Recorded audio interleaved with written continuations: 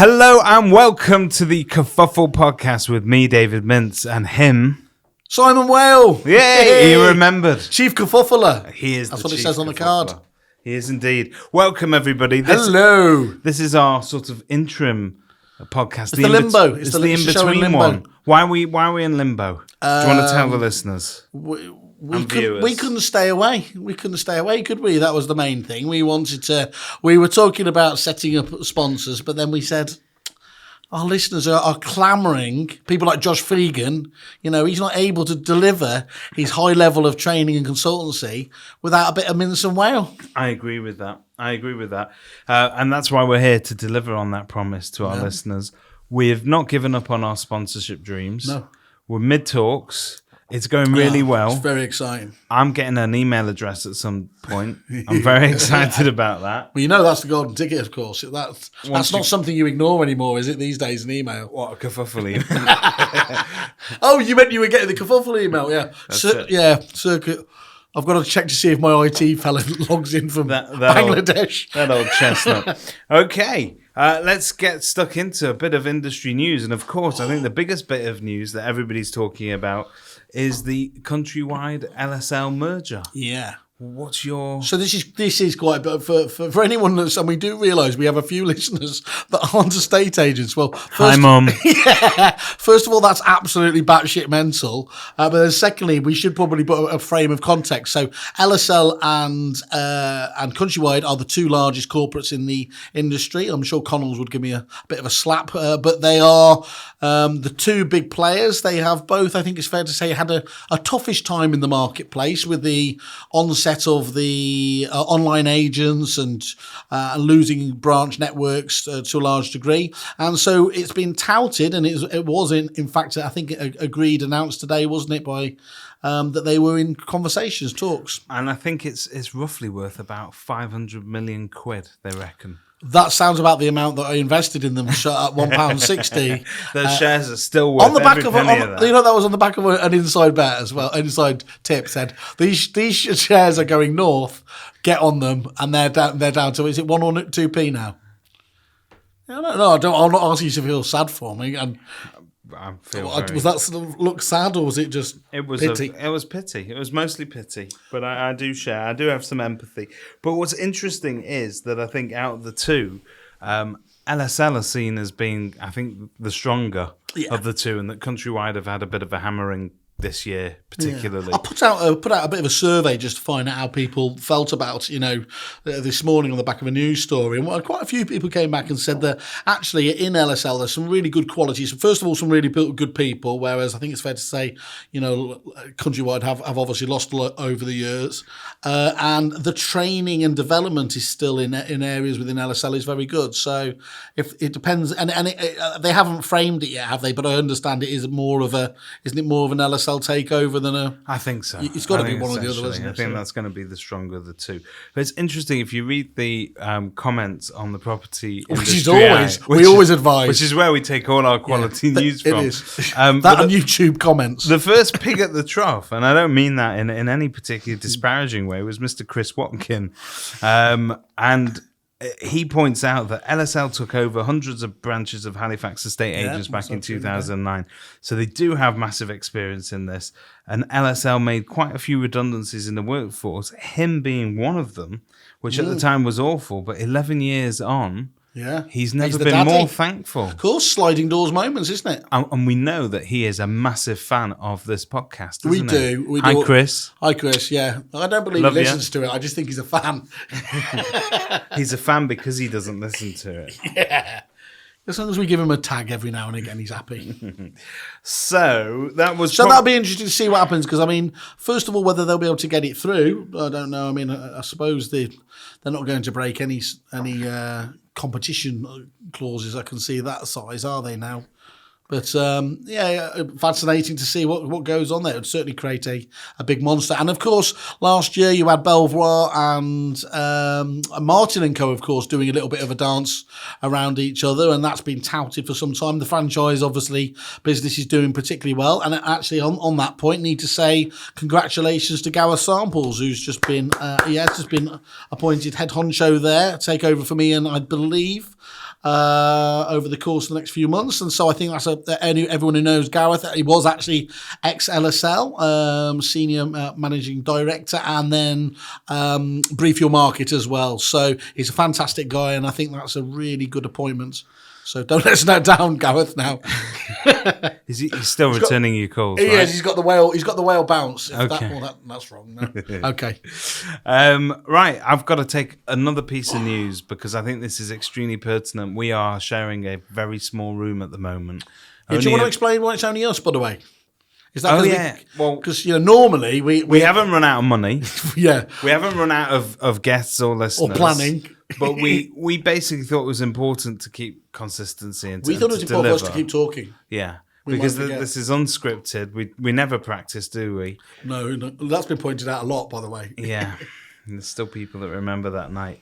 But 400 property conference delegates warned over coronavirus risk, which is I'm sharing a very small room with you and this wonderful sound engineer now, to be fair, who doesn't deserve any of it. No. And to be fair, you knew about it. He had no idea. Yeah, this was fun. Have you actually got the statement there that they sent out? No, I didn't get it. But basically, the headline read that those attending last week's Guild event in central London were exposed to the risk after a delegate to a previous gathering at the venue became the confirmed case of the coronavirus. Yeah. So how have you been feeling? I'm absolutely perky, but I've got so much inside me. Coronavirus is going to have to fight to get in there. So all the other ones keep me in balance, really. Look, I saw those guys cleaning up in there. I'm pretty confident they did a good job wiping the walls and things like that. But it's a massive concern. I mean, the markets are down today. The Dow Jones index. Yeah, it's already taken it. I was on a noticeably more empty plane the other day when I was off to just popped over to Spain and again. I just popped over to Spain. Somebody, it's not that gauche, is it? And somebody sneezed, and of course it was pandemonium. So. Not going to be many people at MIPIM this year, Simon, are there? Do you know I've never done MIPIM? Why not? It always conflicts with the Champions League semis or something, but I don't like boats. That's the other main thing, isn't it? I get seasick on any form. That's why they kicked you out of Duran Duran as well. Refused to get on a boat for any of the videos. I'm like a boating Mr. T. You are the boating Mr. T. Right. In other news, Purple Bricks again. You're obsessed. What is it with you agents? Well, because, they like to talk at my purple about lens. it. So we like to talk about it. But this time it's good news about Purple Bricks. They're running out of cash. And you do think that's a genuinely good thing, is it? If they literally went... No, do you know what? All those lovely people, ex-colleagues. Do you know what? I never sort of...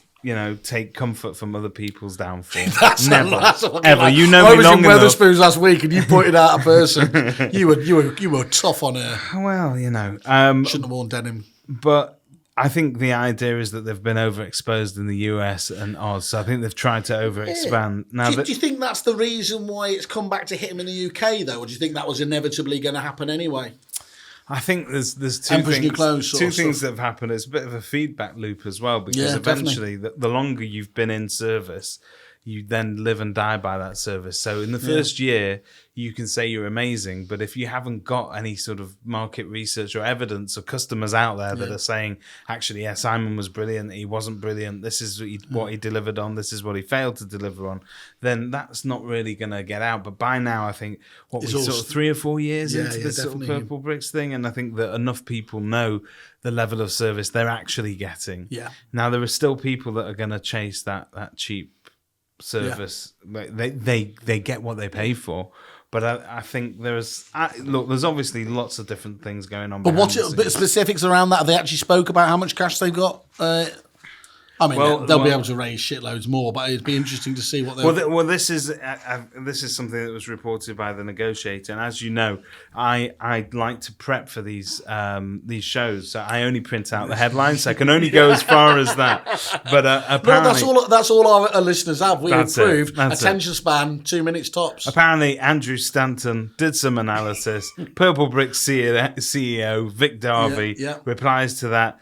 And I think he's saying that the withdrawal from the US and Oz will actually give them that stability and profitability again. So I'll tell you what's quite interesting on the previous two stories there, though, is the Guild were very, very, the bit that I did make it in once I surfaced for my conference calls, which I do quite late. Yes. And the Guild were talking about now with their members that they were hoping to take a 10% stake in the marketplace, which is far more punchy, isn't it? Than definitely. And dare I say, probably achievable as well, given the quality of some of those agents. Well, you're going to see a real push for that in the next sort of 6 months to a year, where they're going to be pushing to sort of grow that as much as they can. So that's interesting. So you're talking about them in what was called the traditional market. We had, obviously, the SDL team on last time, and they were talking about auctions, topping out at about 8% there, and the second wave, as we keep talking about, of online agents, you would expect to bounce back. There's a lot of variety in there, isn't there, in terms of whatever flavour you want to go for in a estate agency. You've got absolutely everything out there at the moment, and they're all. But you see where I'm coming from. A lot of people keep talking about this huge disruption that's going to hit, and we're waiting for AI to get rid of all estate agents, and dare I say, I think they're underestimating how much actually agents are very agile, not least, and I mean this more in a sort of cockroachy sense. When the recession happens and thousands of agents literally go out of business, it doesn't take more than 6 months of good business on the other side of that, and those agents fall back in, don't they? And they're very robust in terms of being able to grow again. And I think that was probably the message that was being peddled by initially. There's this panic and fear that we need to sort of either water down what we're doing, dumb it down, take it to the, really race it to the bottom in competition with these guys. But I think if you speak to people like Chris Watkins, or you've been Stephen Brown, even from a rival podcast, they were always saying... They're still going. They are still going. I think they're episode... Up against it now, though, aren't they? Now we're taking their viewers. Episode 59. They wish they could do this. Yeah. They wish. Oh my God. This is natural flow. No, I know. You've knocked me off my perch now. But basically, what they were preaching was, look, if you up your service levels, you will ride this out and you'll come out the other side of it with slightly better fees than you were going to be getting previously, and I think that is true for most of us. So John Hanford, who's a fantastic agent, was co-MD with Sean Newman, obviously at Newman's fantastic agency down in Rugby, and he now looks after some of the Fine and Country offices. And he was talking at the Fine and Country conference on the Friday, and he was giving one of those top 20 tips and everything else.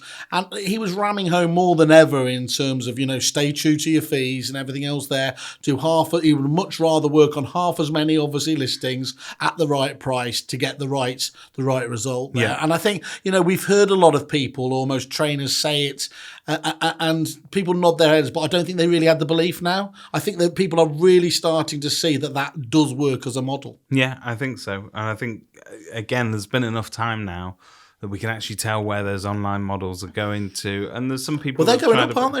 They've got to go north. They've got to go north in terms of service. Well, you're saying we're going to see another wave, so... The whale wave. The whale wave. The whale wave. 2.0. Right. We must stress we do not offer legal advice, ad hoc or otherwise, on this show. But we could. There is another story. If there was enough demand. There's another story that has taken. So we reported a few weeks ago, didn't we? On there was this anti-competition cartel that was busted. Yeah. And the good boys who reported it, they didn't get fined as heavily as the others. They get let off. There's a bit of leniency there. I think that's the way in the world, though, isn't it? That's what you're encouraged to do in Chokey. Okay, well, it gets even better. There's an update. I can up the ante there. So this is a great one. Are we going to have a legal sort of bit on a show? Yeah, where we teach people how they can break the law and get away with it. Brilliant. So this is it. Well, this is... other than taxes? Hey, Ros Renshaw said it, not me, okay? But basically, the police have confirmed that they did not have the resources to investigate fraud allegations against an agent. But basically, this agent had taken something like £277,000 worth of money.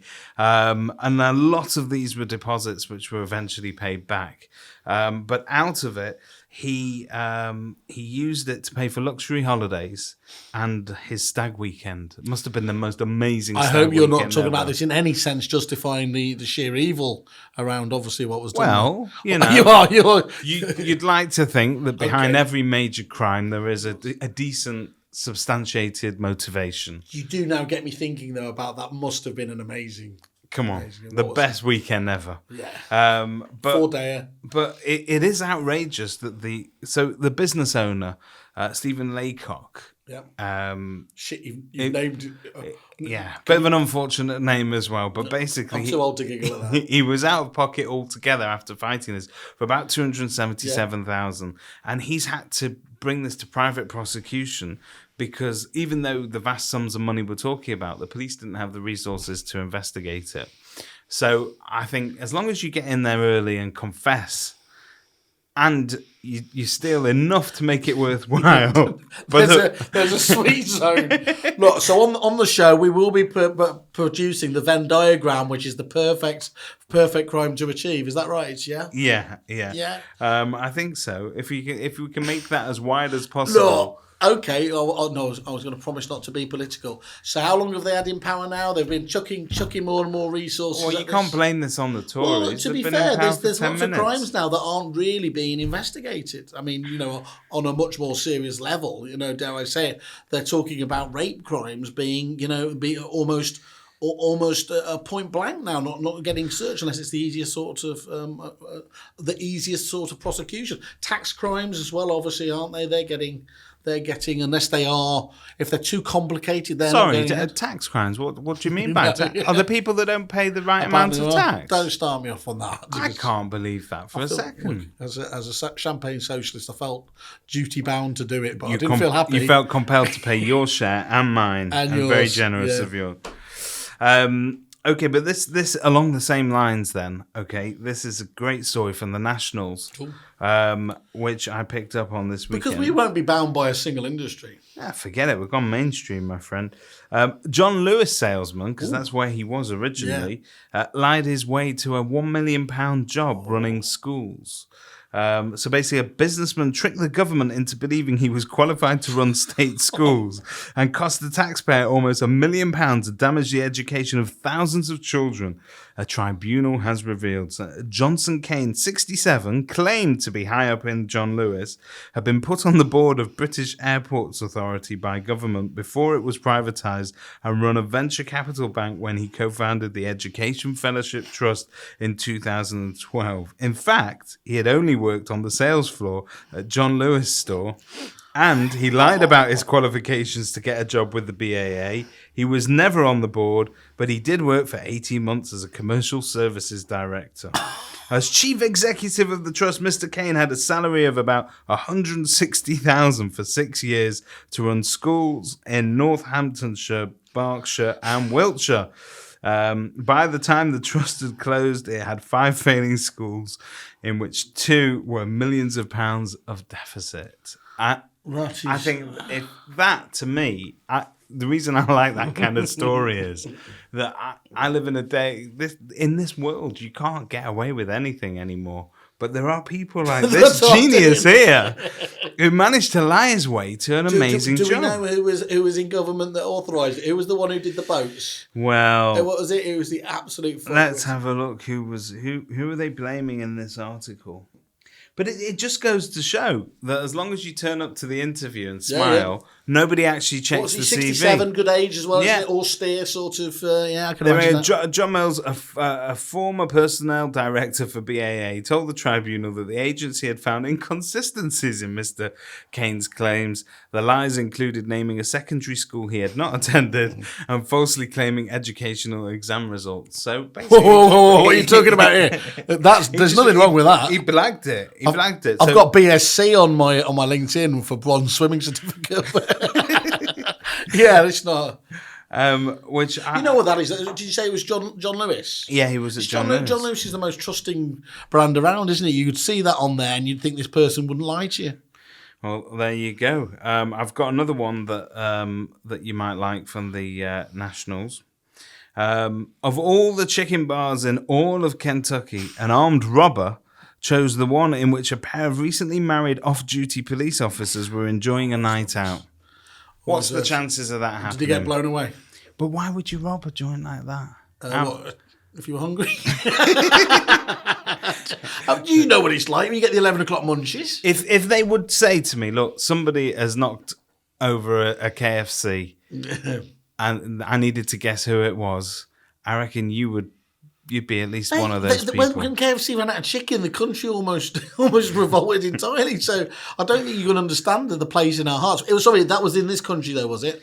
I believe that's in America. Because you see, if you're taking your chance in that sort of one in America, I mean, I just don't understand why anyone would obviously, do a hold up anyway. But to do it in America, where you're going to get gunned down, is a bit crazy.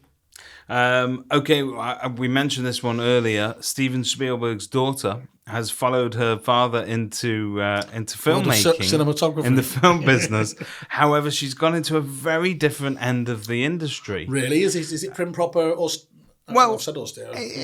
She's making and starring in pornographic productions. Which is fine. I mean, if you want to, if you have to, if you can. She's 23. And I think she's gone on to fulfill all her father's dreams and wishes. Just goes to show, sometimes kids do join that family. What, you reckon that she had to use her father's name to do? My dad did Jurassic Park. Do you know who I am? Jurassic Park. Okay. This is probably more industry relevant, actually, bringing it back down to that's it. We lost the wider listeners. Headlines of The Guardian, which most of us do like The Guardian. You do like a bit of lefty news, don't you?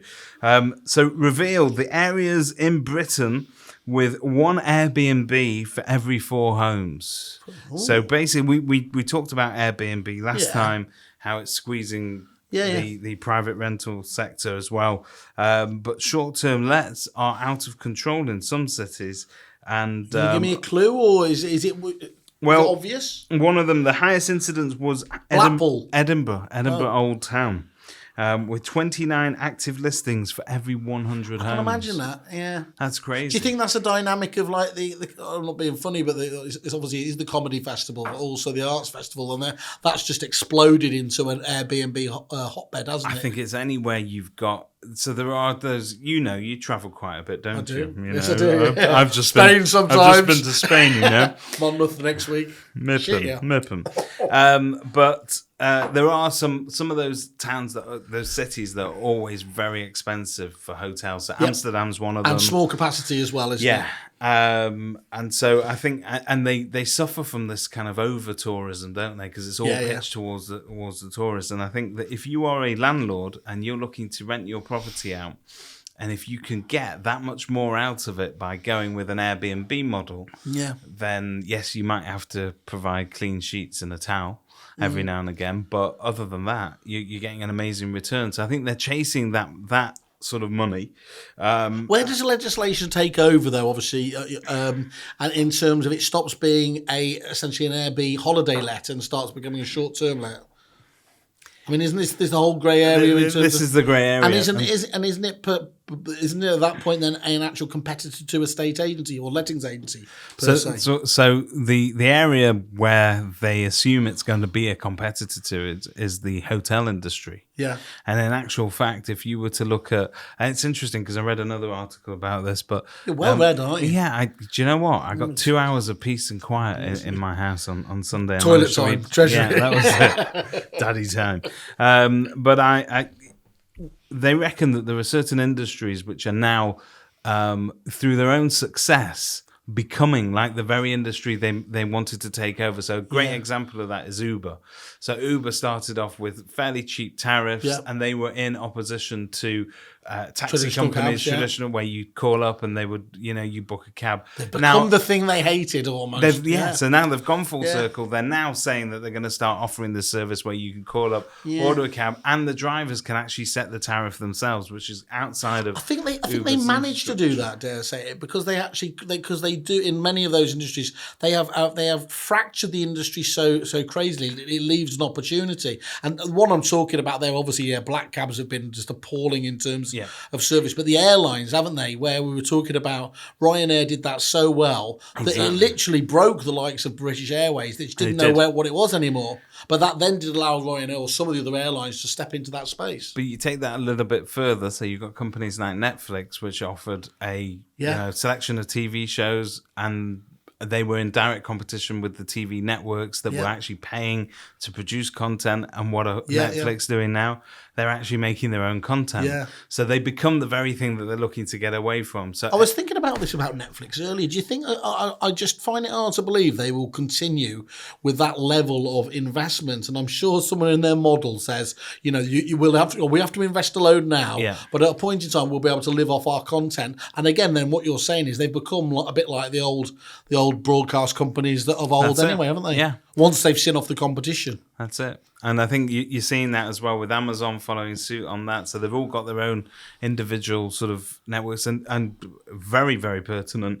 They're Boris is trying to do away with the BBC in terms of it being funded by the taxpayer. But if they do away with the license they've already got the Britflix ones just come out. Is that must be some BBC partnership? I think so. That's some sort of an effort to get one foot in the grave, basically. It's an effort to get people to watch British. Yeah. Well, now that we're nothing. Yeah.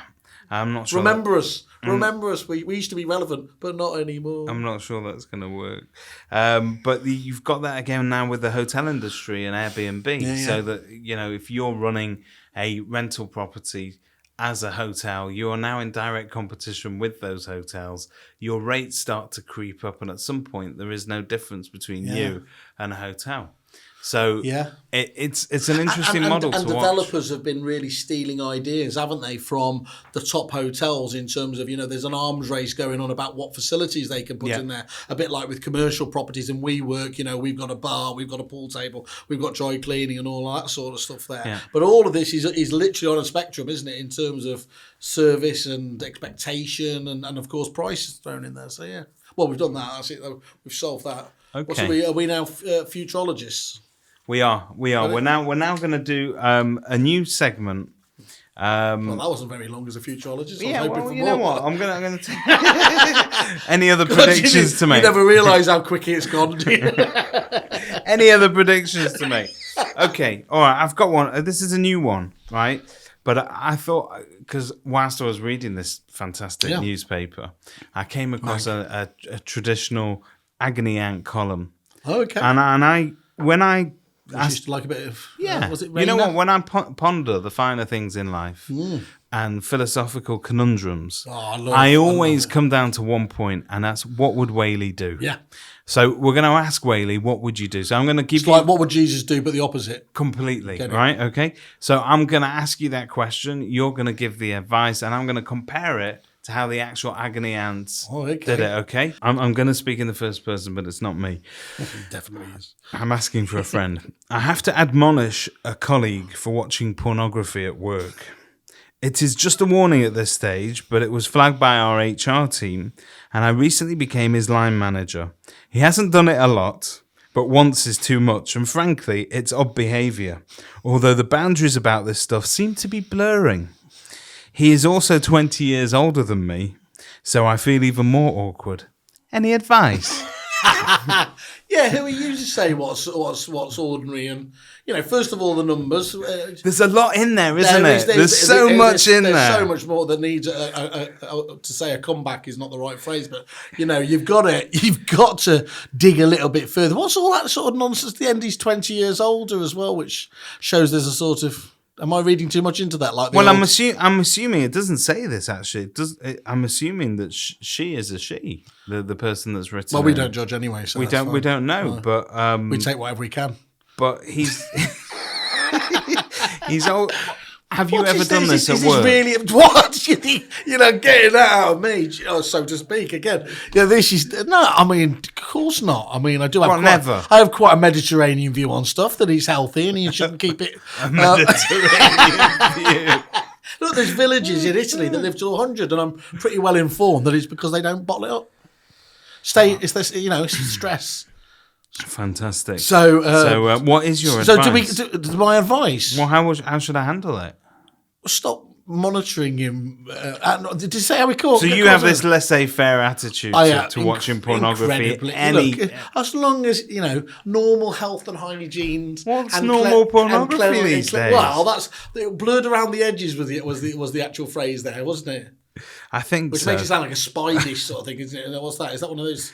So your answer is very, very different to the agony. I'm surprised by that. Yeah. How do we differ? Where do we deviate? You show some comprehension of this behaviour, normalising across society, but boundaries really do need to be laid down.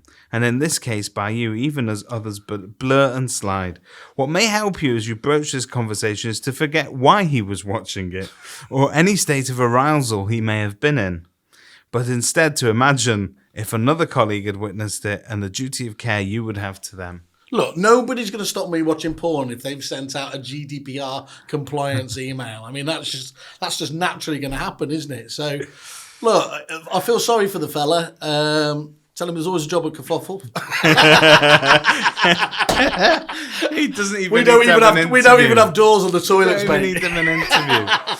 Okay, well that brings us to the end of Ask Whaley. No, that's perfect. I see that. I think 9 times out of 10, Whaley's advice is always going to beat the agony out. I do think we've got potential here, though. So yeah, so we just say, listeners, if you want us to treat your issues and problems with that same level of decorum, please write into podcast@kerfuffle.it. And they don't need to be pornography related. No, of course not. Although that, of course, is. But do put some more context around it. That was far too loose. We need magazine page number. No more loose pornography, please. Thank you. In other news, and again, this is from the Nationals this time, and this is something we don't really pick up on in the industry on a sort of micro level, but they reckon that families, because of the rising property prices, and because of everything else, they're taking out what they call high-risk marathon mortgages.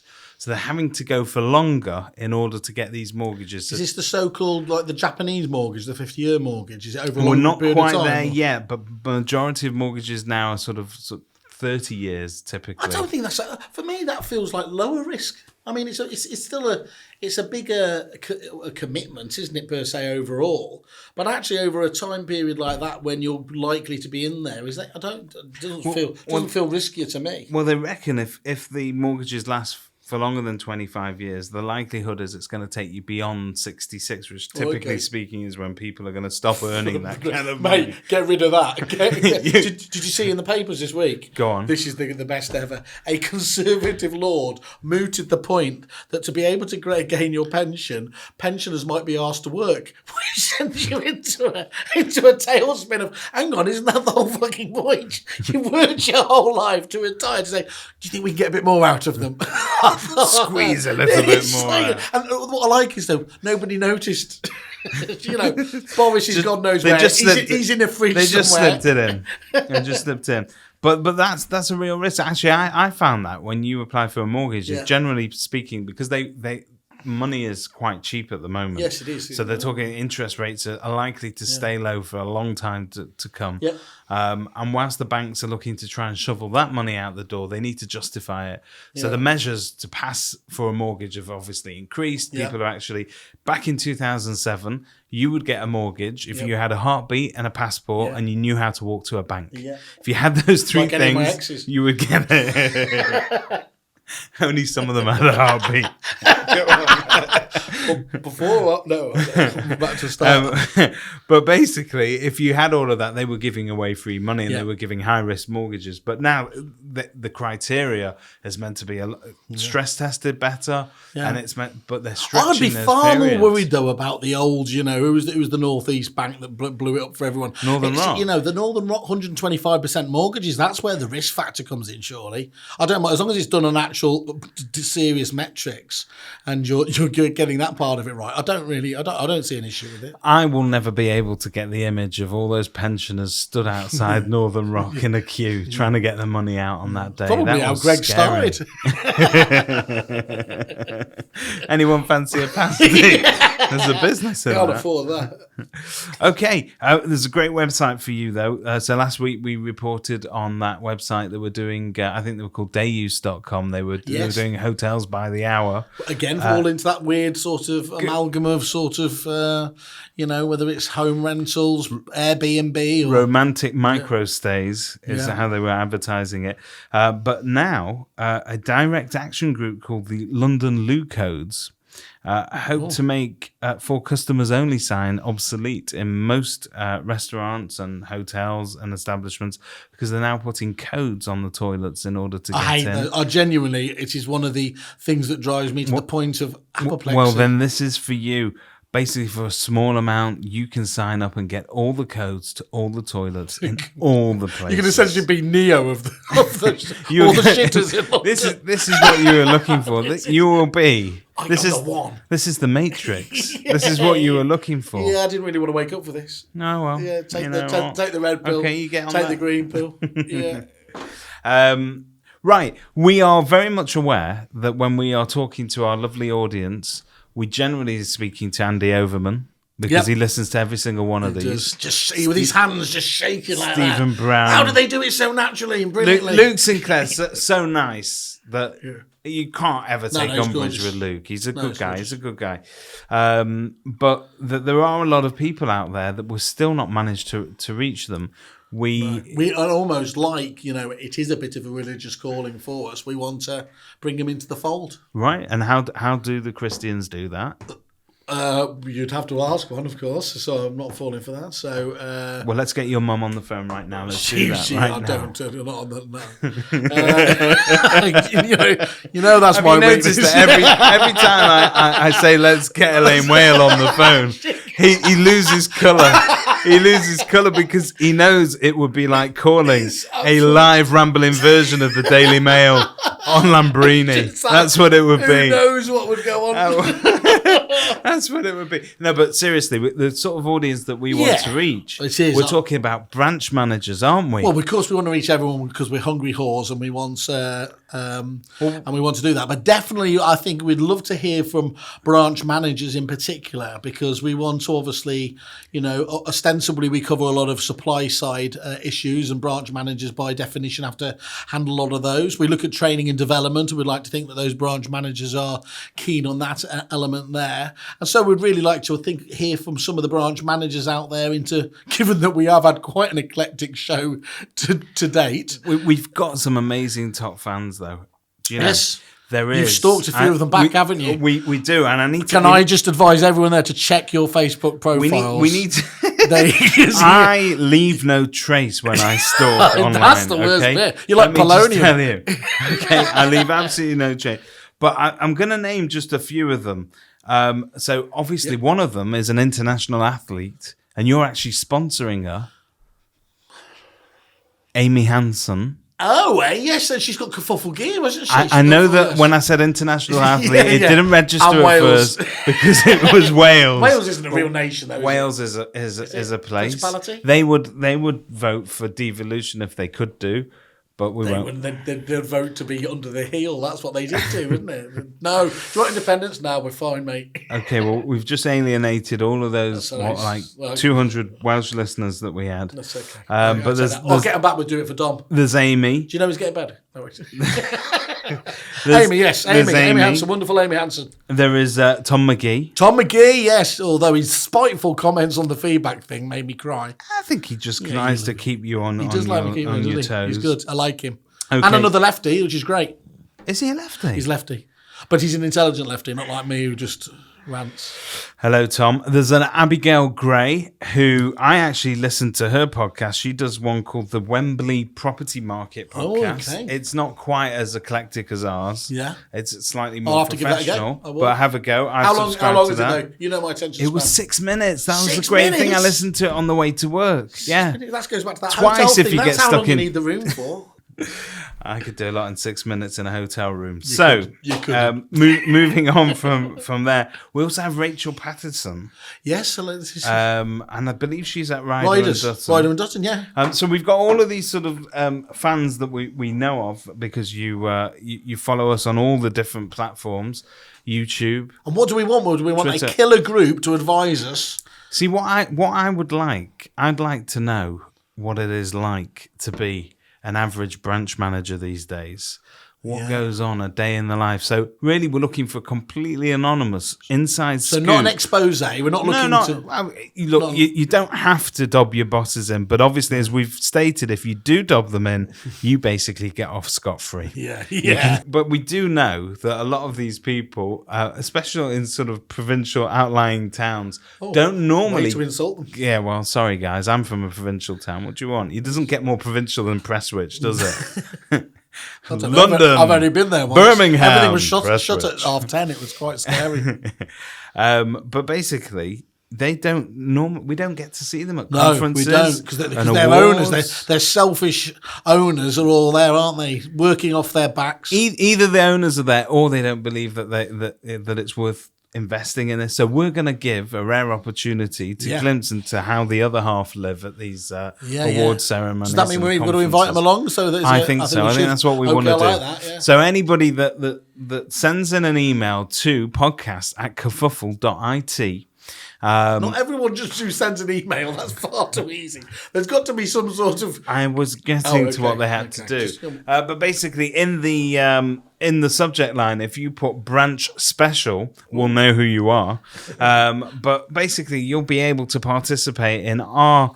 I suppose an ad hoc weekly survey of where they're up to, what they're doing, what the market's doing. And the reality of it rather than it's amazing. Yeah, so we can actually give sort of, and it'll be completely anonymous. And as Kerfuffle members, uniquely, you will get to beta test some of the most fantastic innovations within the industry. We want your feedback from it. We will use you as merch, of course. Guinea pigs. I've got some great merch coming. And you get to have a night out with Mintz and Whale, which, can I tell you, I've not recovered from the last one. That was good after the last one. That was fantastic. That's fantastic. So the Mugabe presidential suite at Hilton Deansgate. I would love to know exactly which presidents, other than Mugabe, have stayed in that suite. Yeah, not quite the northern powerhouse we were led to believe. No, it did have one working toilet out of the three, which was impressive. So get on that, write in. We'd like to hear from you, and we'd like to sort of grow our listenership as much as possible. There are no excuses. If you are visually stimulated, you get to look at this on YouTube. If you are, I think the word is orally. I always say hourly. Hourly stimulated. Then you can download us on every any sort of arousal we will cater for. Great, that's fantastic. Is there anything else? Oh, hang on, there's a few things coming up. What's happening? There's Do It for Dom. We've got to save the date. Now, yeah, that's it. Have we got the date? I will get the date whilst you're buying time by telling us why you, Susanna, and Dom have been recently pictured wandering around in the dark. People think we're going caving, which of course would be the most ludicrous thing ever, considering I'm scared of the dark. Confined spaces. Are you scared of dark? I'm scared of pretty much anything. Once it becomes a threat to me, that's why the whole big market in Newcastle is off limits to me. So I can't do that. But no, we're doing it's a sunrise walk in the Peak District. We get up very early in the morning to walk up I think it's a softish slope. It better be anyway, because I can't really do it. As long as Simon's walking behind you, you'll have something soft to fall on if you do slip. Safety there. So we'll be doing that. That'll be with, again, probably about 100, 150 of the industry's best. It's all become a bit of a great thing now. And then on the night, which of course is the reason I go along, it's a fantastic dinner stroke booze up.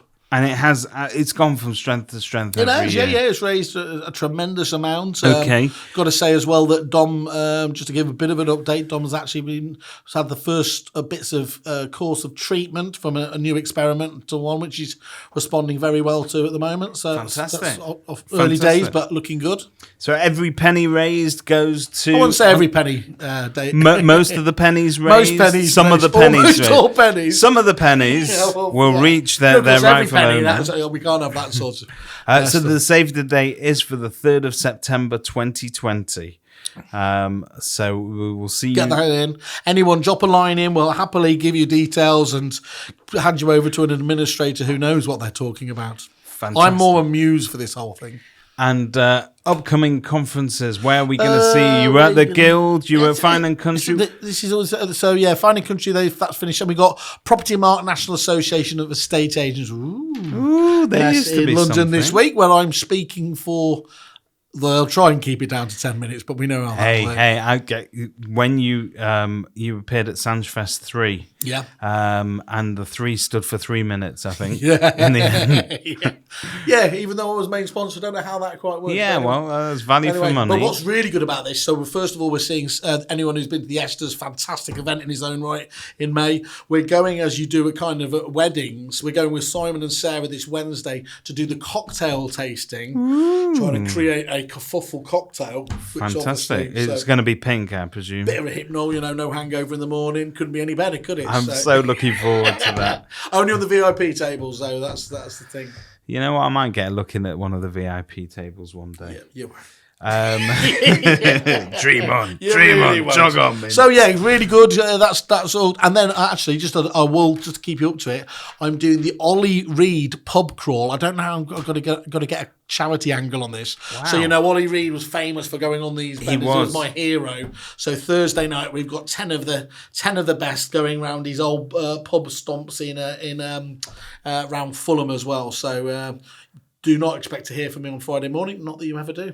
Okay, well, no. Very, very rarely take my first call, that's for sure. So people, let us know if you like these ad hoc limbo episodes. I love this episode. Right, one last thing. Yeah. If we were professionals and if Stephen Brown was here, he'd be asking you for your takeaways. What are your 3 best takeaways from the Fine and Country thing that you went to? What's it? The Fat Buddha. Oh, we're talking about proper takeaways. You took me to the Fat Buddha once. It ain't all it's cracked up to be.